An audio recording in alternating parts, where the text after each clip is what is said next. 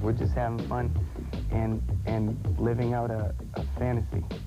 The New Kids on the Block are music's newest sensation. They're 5 boys from Boston. They're the dream team of teenage girls everywhere, and they're our inside story for Christmas weekend, 1989.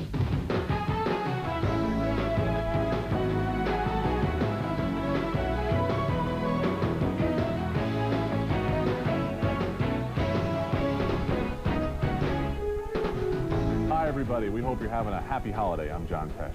And I'm Lisa Gibbons. Thanks for sharing your Christmas weekend with us.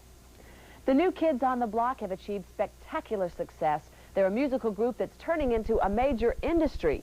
In addition to their records, they have deals for merchandise, TV shows, and movies, and the unwavering adoration of hundreds of thousands of teen and preteen fans. I think we have sort of a hunger for the scream of the crowd. We get up there, we're excited, the fans start going crazy. We're just really, you know, 5 guys from Boston.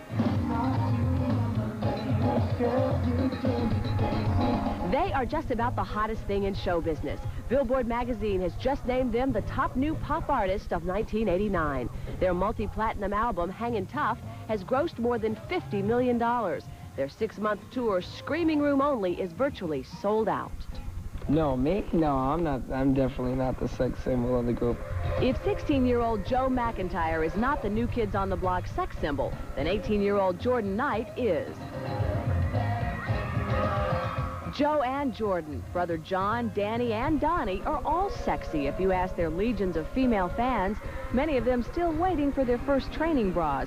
It's this shrieking army of teen and sub-teen girls who've boosted the New Kids on the Block to the very top of the music business.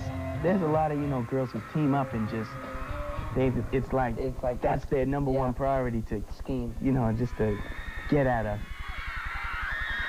And if the girls have gotten them up there, these 5 kids from Boston have had a lot of help from an expert management team that's developed their music and built their image along with a mighty merchandising machine. So far, I'd have to say Joey T-shirts is probably the hottest item so far tonight. I never saw this picture in my life. And if the New Kids have a magic, it is that they stay close to their fans. Backstage at the Boston Garden last month, kids and fans could be found wandering all over the place. Houston, the dog, becomes an instant celebrity simply because John and Houston are inseparable. And the New Kids are nice kids, too. They're accessible, and they remember the Garden before they were the sellout attraction. We couldn't afford tickets. New Kids can be smart kids as well, and when they're turned out in front of the jaded paparazzi of Hollywood, they can give as good as they get for the publicity that keeps those albums selling. Wherever they go, you can be sure a camera is nearby. I think it's the tip of the iceberg right now because I think we're still growing and we're still maturing, and as we grow, our fans will grow.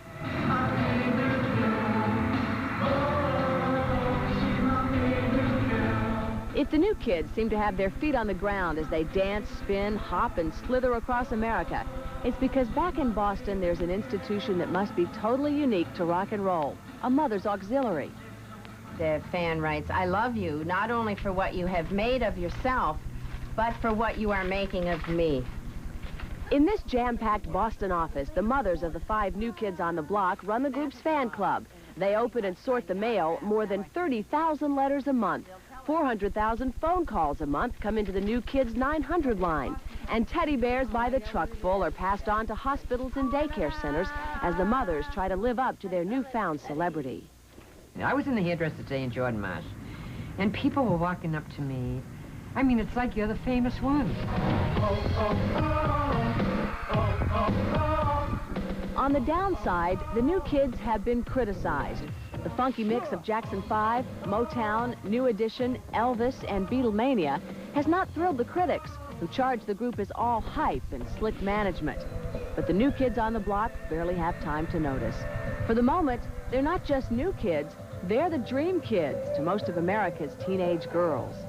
We're just having fun with it. We're not letting it get to our heads or letting it bog us down or anything. We're just having fun and living out a fantasy, you know? It's great. The New Kids plan to sign a $5.5 million sponsorship deal with Pepsi-Cola. Pepsi will sponsor the group's tour, and the kids will star in 2 TV commercials. There are